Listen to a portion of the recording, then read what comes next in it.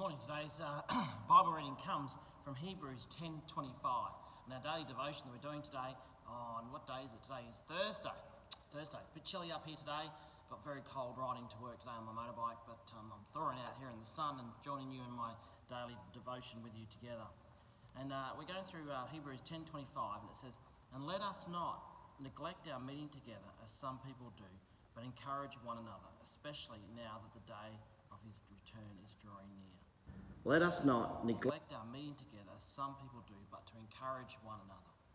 It's been my experience over the years, both as a worker in the real world and as a pastor here in the church, that a lot of times when things get difficult for people, or it's hard work, or we feel neglected, or we feel discouraged, or we're just doing it tough, that people, including myself at the time, tend to neglect and to stay away from church.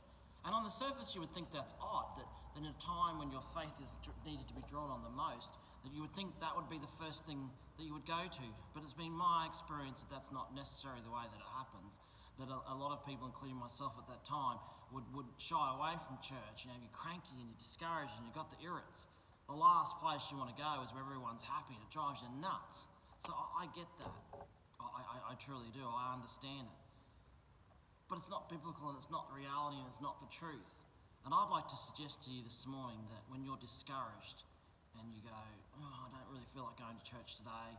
You know, the surf looks good outside. I might just have a go for a surf, go for a run, go for a walk, do something for myself, go shopping, and then I'll just read the Bible later, or I'll just do that a bit later on. I can do church this afternoon." And I'll tell you what happens, because it's really prevalent at the moment. This is what happens. I decide that I want to go surfing, I want to go to running club, I want to go hiking, I want to just stay home and watch movies, I want to go shopping, I need to get myself ready for the week. And you say, "I'll just read the Bible myself," and maybe once or twice you do it, or "I'll just go to church this afternoon," or and what ends up happening is you have church on in the background while you're making dinner, you're doing something else. And you're not giving God your first fruits, you're giving him what's left of you. And it just doesn't work that way. Listen to the verse really carefully. "Let us not neglect our meeting together as some people do." We've admitted that we do that. "But encourage one another." If you come to church, you will be encouraged by the Lord. You'll be encouraged by your fellow believers. And I promise you'll go away feeling better for it. And I would make the proposition to you this morning that those days where you not feel like going to church because you're discouraged, you just had enough, or you just don't feel like it, I want you to listen to this statement. "I might just stay home from church today." You don't need to go down there with all those rejoicing people. You know that. You don't feel like being there with them today. So why not just stay home by yourself? You don't need them. Just read your Bible at home. I'll read that again. Inside of you, something's saying to you, "Oh, just stay home from church today. You don't need to go down there with all those rejoicing people. You know that you don't feel like being with them today, so why don't you just stay home by yourself? You don't need them. You can just read your Bible at home." Satan knows that if he can get you to fall out of fellowship with other believers at the very moment when you need the fellowship of other believers the most. Amen to that. So if that voice of the enemy is saying to you this Sunday, "Oh, don't go to church, you can get away with it, you don't really need to go, you can just stay home and watch church online, you can just read it," I'm going to suggest to you that more than ever you need to come to church on Sunday. You see, we find lots of different ways not to support the local church. We say that the local church is irrelevant. We say that I don't get anything out of the church, so the teachings aren't deep enough, or the church is this, the church is that. That's not us speaking, that's someone else whispering in our ear why we don't need to go.